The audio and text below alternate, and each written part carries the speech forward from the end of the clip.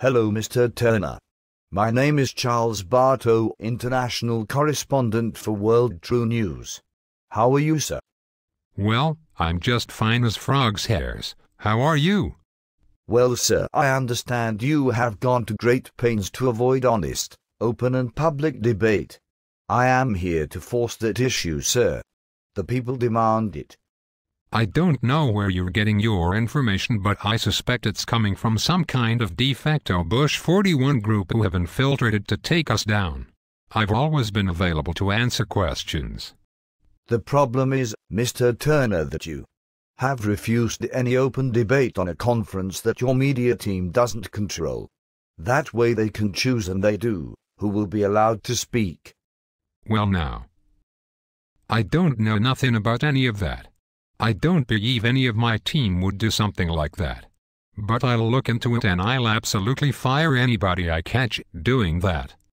According to my sources, you have done that before, in claim only.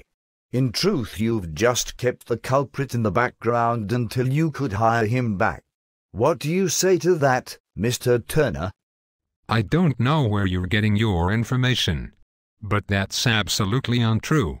There are those, like I told you, who want to spread disinfo. Mr. Turner, you did that on a national call and then on a live-streamed video. Are you telling the world now that it was disinfo? No, I'm not saying that. But it's not my fault. Ah, I see. Well, would it be accurate to say that you understand the founding documents and the Constitution your founders created? Absolutely. Then you agree that national has no power over the states under your Constitution, and the states are free republics, right? Absolutely. Do you agree that a grand jury has no lawful power to elect anybody? Do you further agree that the only way to remove lawfully elected officials is by due process and petition? Absolutely. Then who elected the Congress in your republic? Isn't it true that you gave your okay in September of last year for the elections to take place in each state? And didn't you leave it up to them to hold those elections with only the grand jury members allowed to vote? Absolutely. Well, it's not my fault. Okay, moving along. Since by common law, then, you have no Congress and there was no Constitution in place, who elected you? The people elected me. I didn't want to be president. It's not my fault. Are you aware of Article 1, Section 7? All bills for raising revenue shall originate in the House of Representatives, but the Senate may propose or concur with amendments as on other bills. Section 7 also states, to exercise exclusive legislation in all cases whatsoever, over such district, not exceeding 10 miles square, as may, by cession of particular states, and the acceptance of Congress, become the seat of the government of the United States, and to exercise like authority over all places purchased by the consent of the legislature of the state in which the same shall be, for the erection of forts, magazines, arsenals, dockyards, and other needful buildings. Yeah, absolutely. But I leave it to our constitutional experts to keep me straight on all that. Oh yes, you mean your South African imposter, in a weasel suit? Yes, well, let's go on.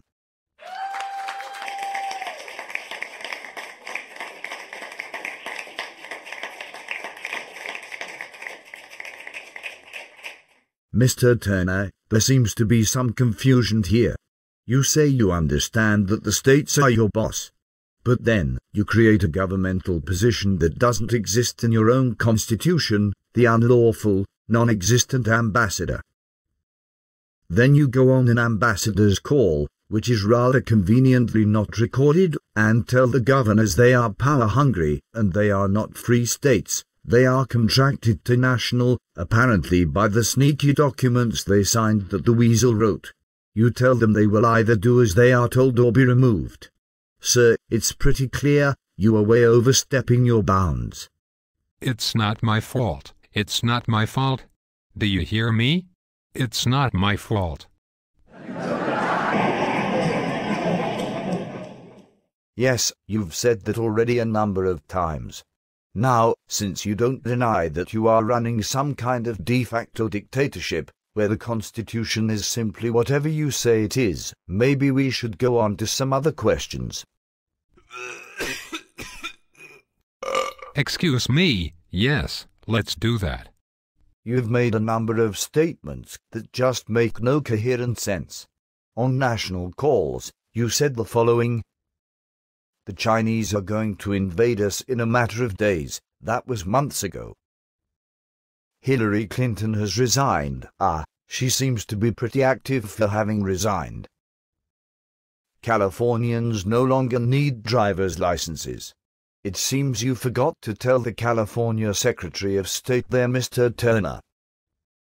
You told people to send you blank money orders, and nothing you have said to justify that would make sense to a 5-year-old. You have claimed that the mortgage victories in Arizona are a result of your work, and you know you had nothing to do with it. You claimed that Obama is ready to turn the reins of government over to you.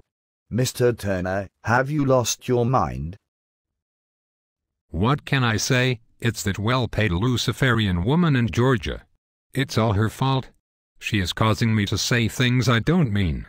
It's not my fault. You hear me? It's not my fault. All right, what about your ever-changing stories on the funding? First you say you have 3.5 megatons of gold. Then you don't. Then you say you have money coming from outlandish sources like the Chinese elders. Then you don't. Then you say you have financing lined up, and 5 minutes later, claim the gold again. Mr. Turner, where is the gold?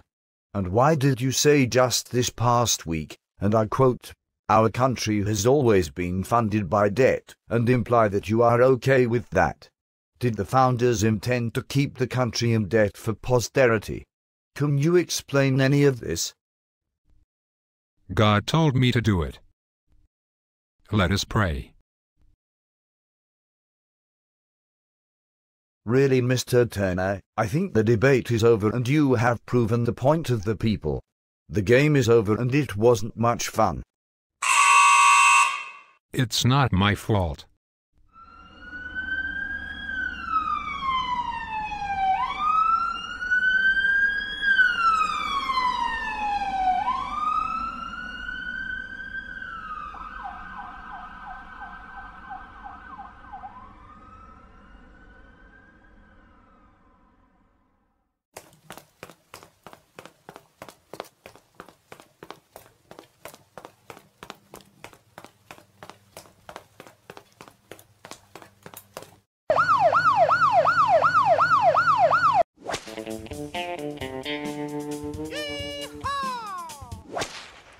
Ladies and gentlemen, you be the judge.